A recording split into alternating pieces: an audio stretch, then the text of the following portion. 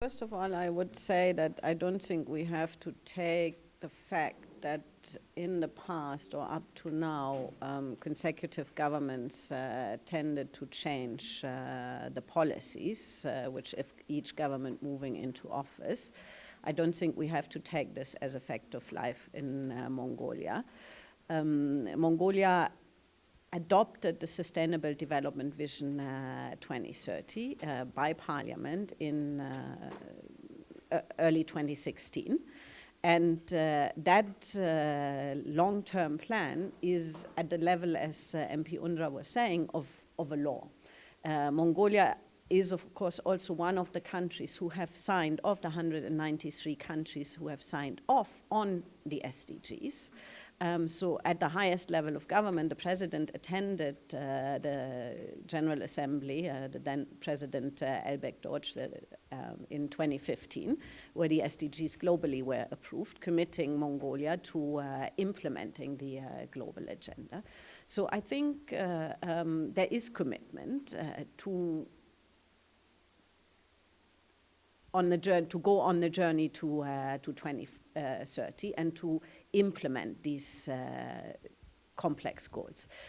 The question basically is, how do we translate the longer term plans into shorter term policies and action plans and budgets, and make sure that these policies and action plans and budgets are actually coherent with the longer term objective.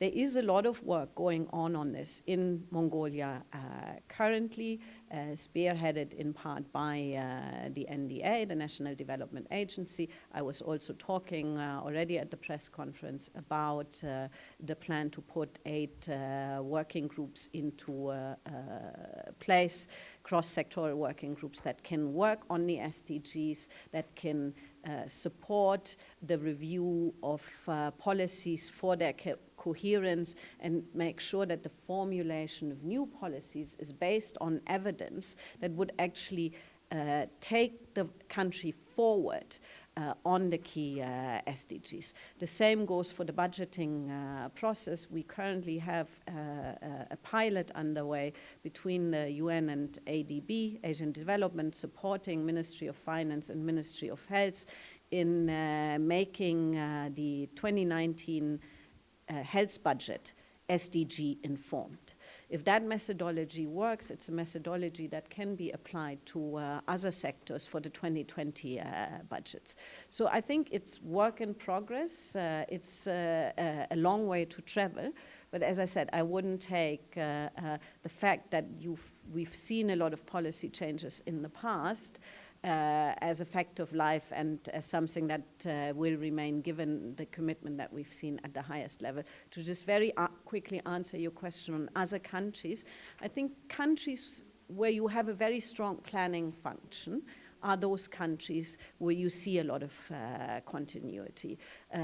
China is there to mention. I think Malaysia is there to mention. Professor Jeffrey Sachs yesterday was also highlighting how the SDGs actually require a full empowerment of planning ministries, which in the past had gone away, but I think are now resurging because of the need for this longer term perspective. Okay. This is one of very unique opportunity. It is a sub-regional meeting, and it is a meeting that brings all 6 Northeast Asian countries, certainly Mongolia, and 2 Koreas, North Korea, South Korea, China, Japan, and Russia Federation. So this is a forum to review what's happening in Northeast Asia in implementing sustainable development goals, and what kind of challenges we have, and what kind of solutions we have. So it is basically a forum to share knowledges and experiences in implementing SDGs. And also maybe one additional point is so, and then Mongolia is preparing voluntary national review for UN's high-level political forum on sustainable development of 2019. So Mongolian government is going to present its review of SDG implementation to UN July 2019. So this is also opportunity for Mongolian government and Mongolian civil society organization to start a preparation of a voluntary national review report.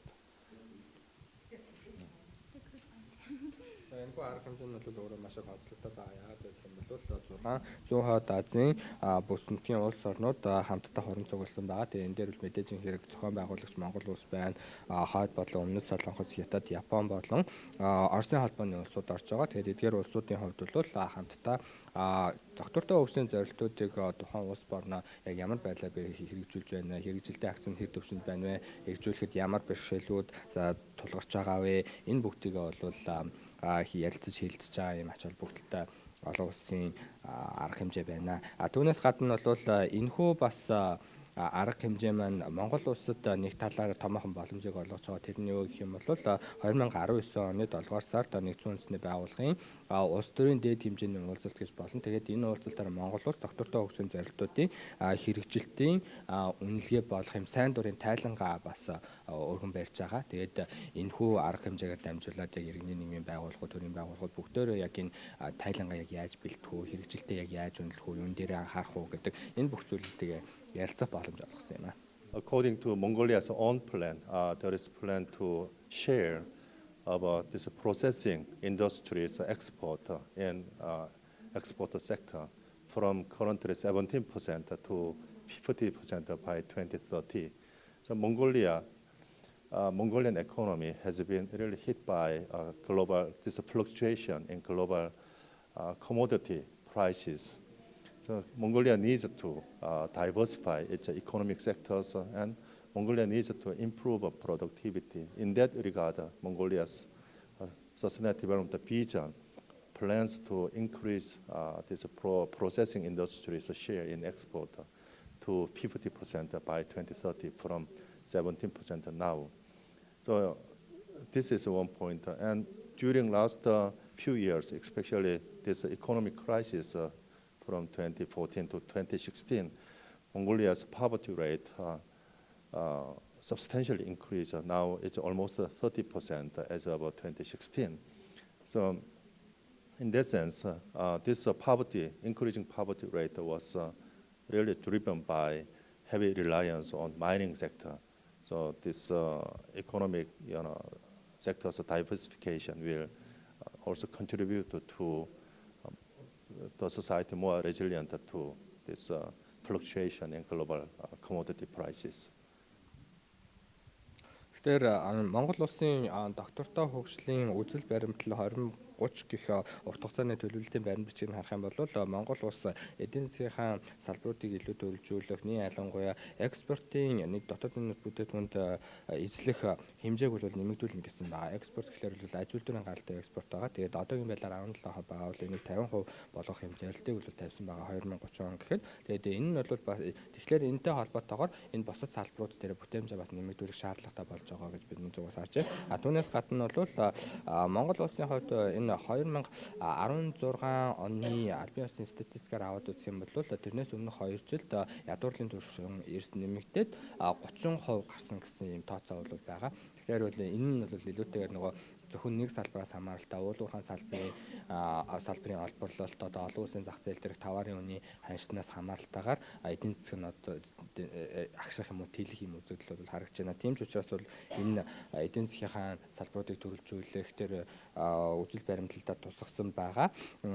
Аж үйлдвэрийн салбарын экспортын хувь хэмжээг нэмэгдүүлэх 17-аас 50% хүртэл нэмэгдүүлэх нь бол өөрөө зөв зүйл байна л гэж миний зүгээс харж байна. Доктортой хөгжлийн зорилтуудыг хуульчлан баталснаас хойш одоо 2 жил гаруй хугацаа өнгөрч байна. Тэгээд ер нь төр засгийн одоо бодлогын залгамж халаа бол маш чухал. Тэгэхээр энэ бол 2030 он гэдэг бол одоо нас 12 жилийн дараа. Тэр хууль батлагдсанаас хойш 14 жилийн дараа тавьж байгаа зорилго гэхээр энэ хооронд бол хэд хэдэн парламентын болон бусад сонгуул тэгээд ер нь засгийн газар бүрдэнэ гэсэн үг тийм. Тэгэхээр сонгуулийн энэ циклээс хамаарат энэ 10 хэдэн жилийн хугацаатай энэ зорилгоо дахин өөрчлөгдөж болохгүй нь тодорхой. Тэгээ 2019 оны нэгдсэн үндэсний байгууллагын өндөр түвшний уулзалт Монгол улс маань одоо анх удаа үндэсний илтгэлээ тавих гэж байна. Тэгэхээр энэ илтгэл тавина гэдгийн ач холбогдол нь бол бид бас энэ доктортой хөгжлийн зорилтууд дээр яг манай бас хаана яваа юм бэ? Ямар зорилтод биелэгдэх боломжтой байгаа юм? Ямар зорилтод биелэгдэхэд хол байгаа юм бэ гэдгийг өөрсдөө хэмжих юм боломж бүрдэнэ гэсэн үг. Тэгэхээр энэ доктортой хөгжлийн зорилтуудынхаа өөрсдийн одоо байгаа байр сууриа хэмжиж эхэлснээрээ бид энэ бодлогын залхамж халаа алдагдвал тэр зорилт маань урагшлахаа болж штэ. Тэгэхээр одоо яг эхний илтгэл тавьчаад дараагийнх нь яг хэдий тавихыг мэдэхгүй байна л да. Жил болгон тавих уу эсвэл жил өнжөөд явах уу. Тэгэхээр энэ доктортой хөгжлийн зорилтуудыг ашиглаад бид бодлогын залхамж халаа буюу одоо хөгжлийнхөө чиг баримжаагаа өөрсдийгөө дүн шинжилгээ өгөх хянах юм боломж бүрдэнэ гэсэн үг. Тэгэхээр тэр утгаараа хөгжлийн урт хугацаанд бол маш их ач холбогдолтой гэж би харж байна. Тэгэхээр одоо ингээд доктортой хөгжлийн зорилтуудыг тас хэлэхээр парламентаас олон сонгуул нэгжүүлэн энэ дээр одоо жишээ нь хариуцлагын тогтолцоо гэж доктортой төрийн залхамж шалгаж байгаа за өмнөх парламентын тогтолцоо хуулийг зорчигч өөрчлөлтөж юм. Энэ дээр хариуцлагын тогтолцоо яаж вэ? За засгийн газрын 3 толгуурт хөгжлийн бодлого дотор бол засаглалын асуудал одоо 3 толгуурынх нь нэг толгуур болж орсон байгаа. Тэгэхээр засаглал гэдэг бол мэдээж одоо мерит зарчмаар хин илүү сайн чаддаг нь илүү хариуцлага өөрөх илүү ёс зүйтэй хариуцлагатай байх эдгээр асуудлыг бол засгийн газар одоо хөгжлийн мөрөө хөтөлбөртөө тусгацсан байна. Гэхдээ одоо өнөөдрийн энэ форум дээр бас иргэний нийгмийн байгууллагаас хэлж ийн л та. Монголчууд бид одоо сүүлийн 20 хэдэн жилийн туршид эрхийн асуудлыг бол маш их тавьж ирсэн. Хүний эрх бол мэдээж чухал.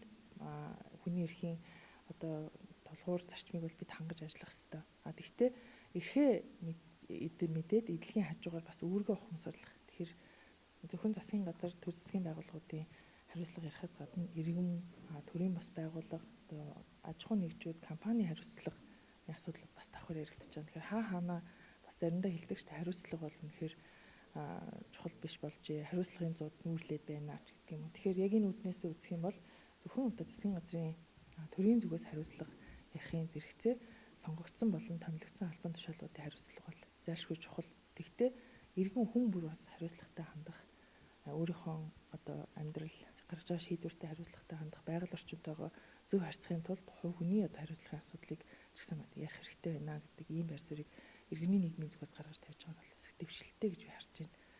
Тэгэхээр засгийн газрын 3 толгуурт хөтөлбөрт энэ засаглалын асуудал туснаас гадна яг нэгдсэн үндэсний байгууллагын энэ 17 доктортой хөгжлийн 17 зорилтын нэг зорилт нь бол засаглал баг 16 дугаар зорилт.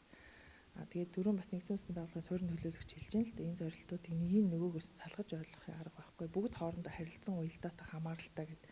Тэгэхээр засаглалын асуудал нь дангаараа биш хариуцлагын асуудал нь дангаараа бас гэхгүйгээр одоо бас боловсрол юм уу хүний эрх юм уу гендрийн тэгш байдал юм уу байгаль орчны эдгээр асуудал болгонд хариуцлага бас хамаатай.